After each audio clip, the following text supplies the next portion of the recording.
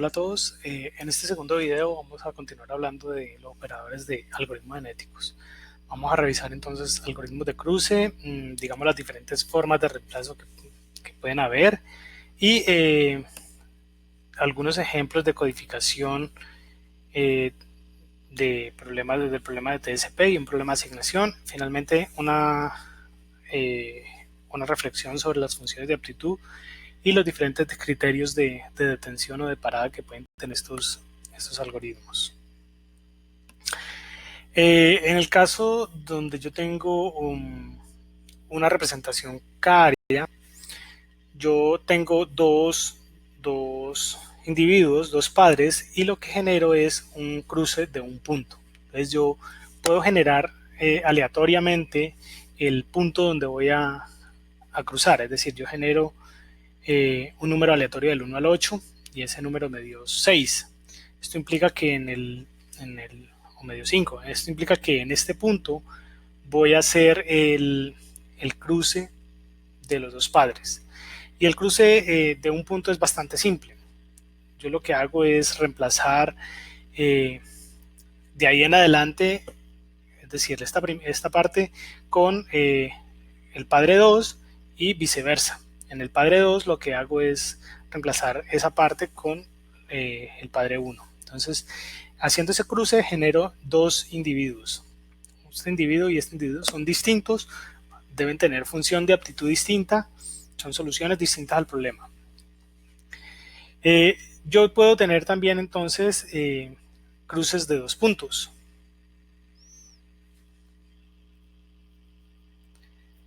Puedo generar dos puntos donde hago el cruce e intercambio esto. Entonces genero simplemente intercambio lo que esté entre esos dos puntos. Otra de las formas de cruce es que yo puedo generar un vector binario, en este caso de 1 a 8, aleatorio, y donde me aparezca un 1 hago el cruce y donde me aparezca un 0 no lo hago. Esto hace entonces que también genere dos tipos de descendientes distintos. Digamos que estas son las formas de cruce más utilizadas. En el caso, por ejemplo, de un problema del agente viajero, estos cruces no me sirven, estos tipos de cruces no me sirven. ¿Por qué no me sirven? Porque se pueden repetir ciudades. Ya vamos a mirar un ejemplo de esto.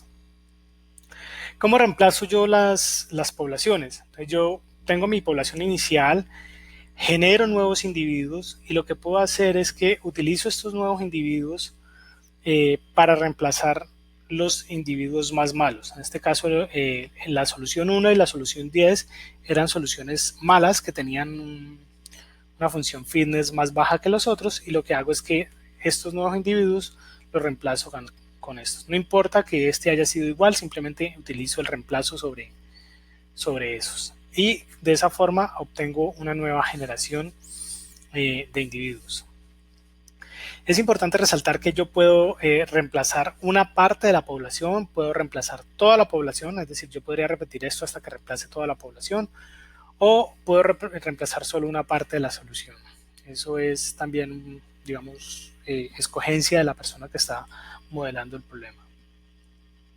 Otra de las formas que yo tengo es que yo podría empezar a buscar. Tengo esta población y generé estos dos nuevos individuos. Lo que puedo hacer es que empiezo a buscar el individuo que sea más malo, igual o más malo que la solución que he generado, y lo reemplazo. En este caso, el individuo 4 tiene un 0.2, entonces simplemente 0.2 es más malo que estos, y sigo buscando hasta que encuentre uno que sea igual o más malo. Entonces reemplazo ahí. 0.5 es mejor que 0.3, entonces lo reemplazo de una vez. Un concepto importante en algoritmos genéticos es el elitismo, y el elitismo básicamente habla de mantener los n individuos. Es un parámetro que se escoge. Yo digo un elitismo con n igual a 10, significa que voy a mantener de una población a otra o de una generación a otra los mejores 10 individuos. Esto es bastante usado dentro de los algoritmos genéticos y lo que hace pues, es mantener cierta población que es muy buena.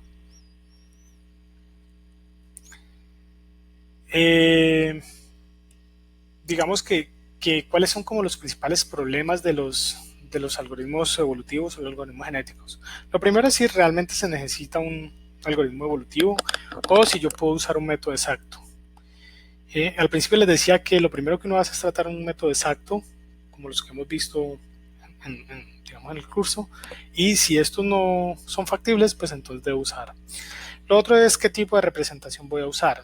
Esto es un problema que puede tener diferentes formas de representarse y pues esto me afectará también el desempeño del algoritmo. ¿Cómo voy a calcular la función de aptitud? ¿Cómo voy a calcular qué tan bueno es una solución?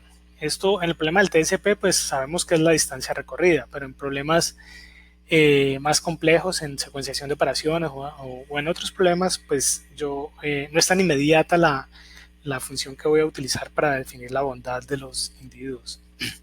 Y por último, la escogencia de los parámetros. Esto es un algoritmo que requiere un número considerable de parámetros y pues hay que escoger los parámetros correctos porque si no el algoritmo pues no va a funcionar. Sin embargo, digamos que en principio lo más difícil de un algoritmo es cómo representar bien la solución. Es la forma como yo codifique la solución. Y para esto, pues esto depende obviamente del problema. En el caso del TSP, pues básicamente yo tengo una representación de orden. En este caso tengo 5 ciudades y necesito establecer el orden cómo voy a visitar esas 5 ciudades. Entonces yo tengo, por ejemplo, esta es una secuencia A, D, E, C, B, que está representada por esta codificación. Si yo aplico mutación estándar, es decir, que cambia aleatoriamente uno de estos, pues me podría pasar lo siguiente. Supongamos que yo escogí el cromosoma 2 y ese cromosoma 2 lo cambio aleatoriamente por una de estas letras. El problema que me puede generar esto es que me genera esta solución. Y en esta solución la ciudad D no queda visitada mientras que la ciudad C queda visitada 2 veces.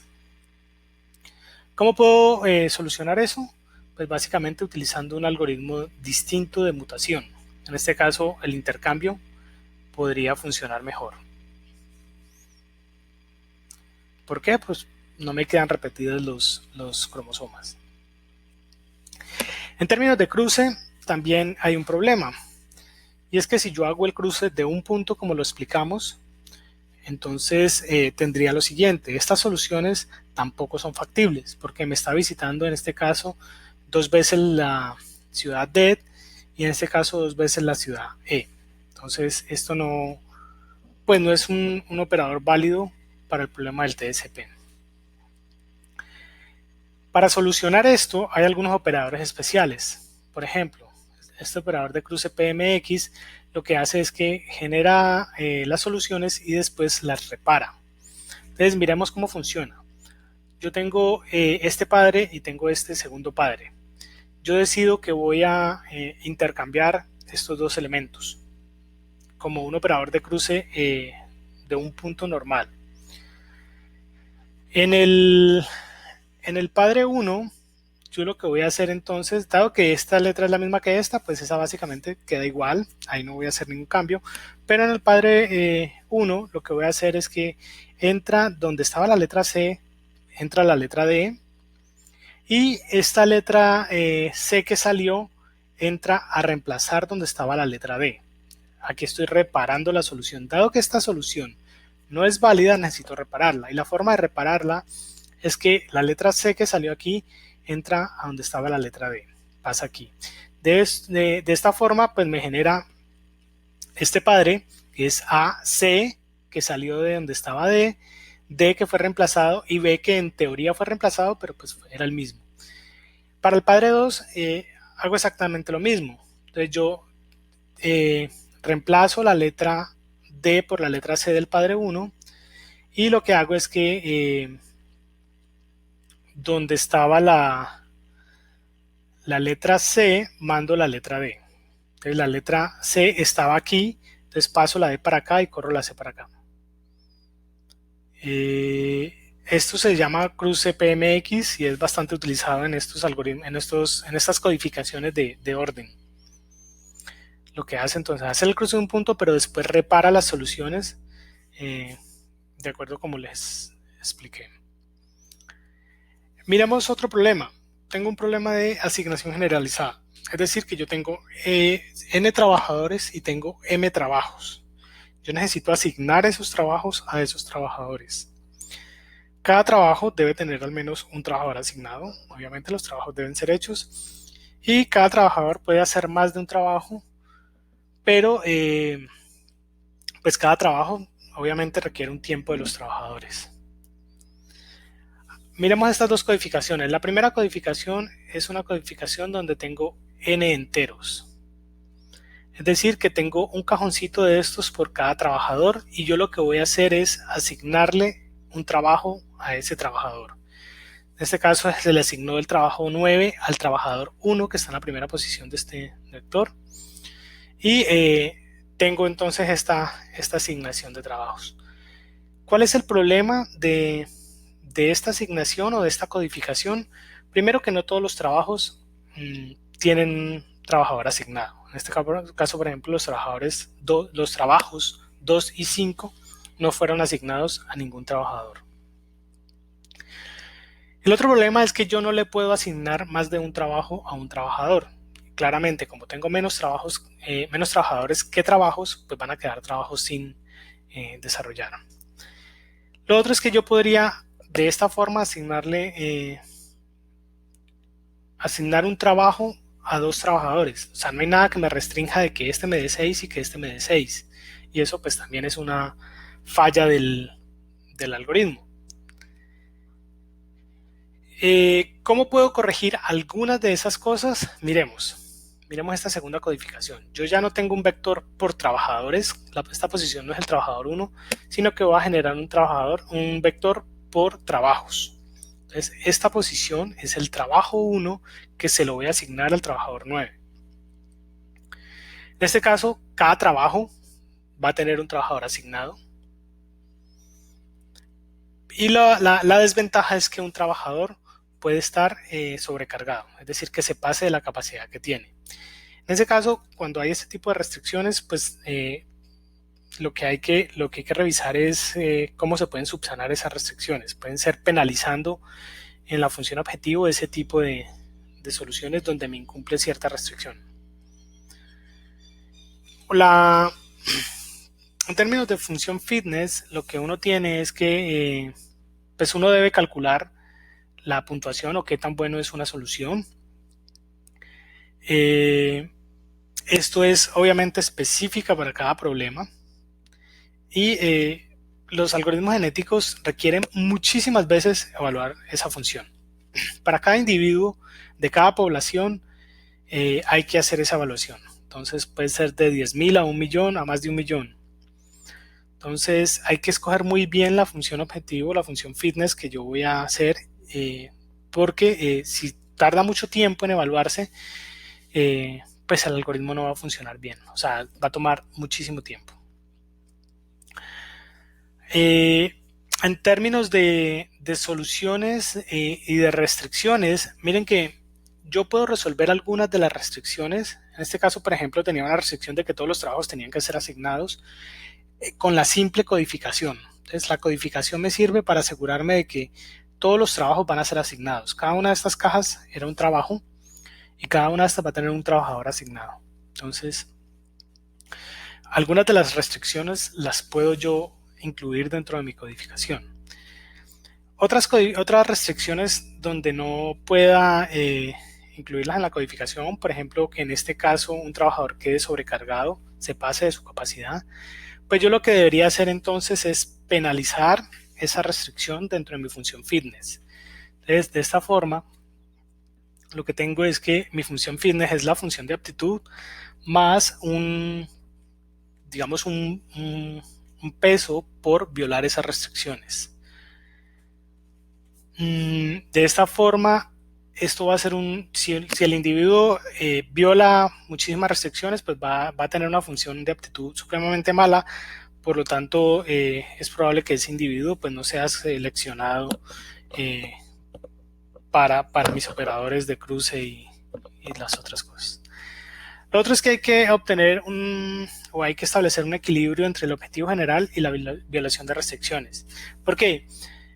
El peso que se le dé a esto es importante porque puede pasar que el problema me satisfaga todas las restricciones, pero me genere soluciones relativamente malas. Entonces, es un trade-off dentro de lo que yo quiero optimizar con las restricciones que quiero cumplir. Algunas configuraciones típicas de parámetros. Entonces, yo puedo tener poblaciones desde 10 hasta 1000. Esto obviamente pues depende del problema. Si las poblaciones son muy altas, entonces los tiempos de cálculo son largos. Recuerden que por cada individuo yo tengo que calcular una función fitness, y aparte de eso, pues yo tengo operadores que me dicen que puedo reemplazar toda la población. Entonces, si la población es muy grande, pues me va a demorar mucho tiempo encontrando la nueva población. Lo otro es cómo voy a seleccionar mis digamos que típicamente se utiliza un 10% cuando estoy utilizando selección por torneos.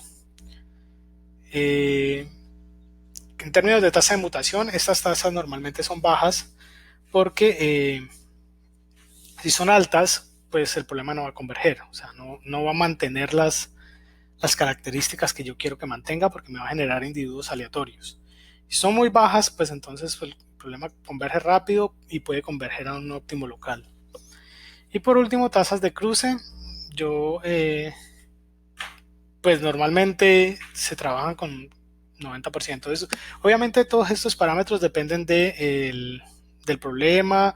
Se pueden hacer experimentos sobre esto, se puede hacer un diseño de experimentos, pero digamos que estos valores son los que uno encuentra normalmente en la literatura. ¿Cómo sé cuando ya he terminado mi problema? Pues básicamente yo le establezco criterios de parada.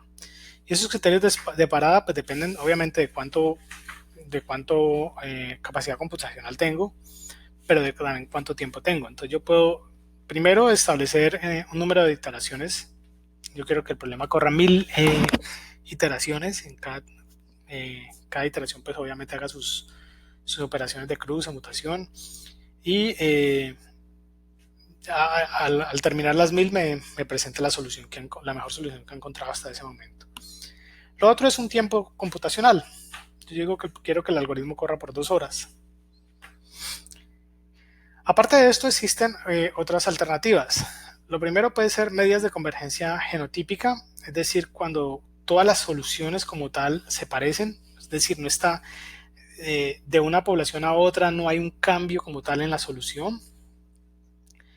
Esto puede ser para el caso de la función objetivo también, de la función de aptitud. Si mi función de aptitud se queda pegada y no cambia, y no cambia, y no cambia, pues es probable que el problema ya haya encontrado como su punto de estabilidad. Y lo otro es también tiempo desde la última mejora en la aptitud. Es parecida a estas, pero aquí establezco un número de soluciones parecidas. Aquí establezco un tiempo desde que encontró la última mejora. Bien, esto es todo, digamos, lo que les quería contar con respecto a los algoritmos genéticos. Pues esto es un tema bastante amplio, un tema que sigue en investigación, es supremamente utilizado en el mundo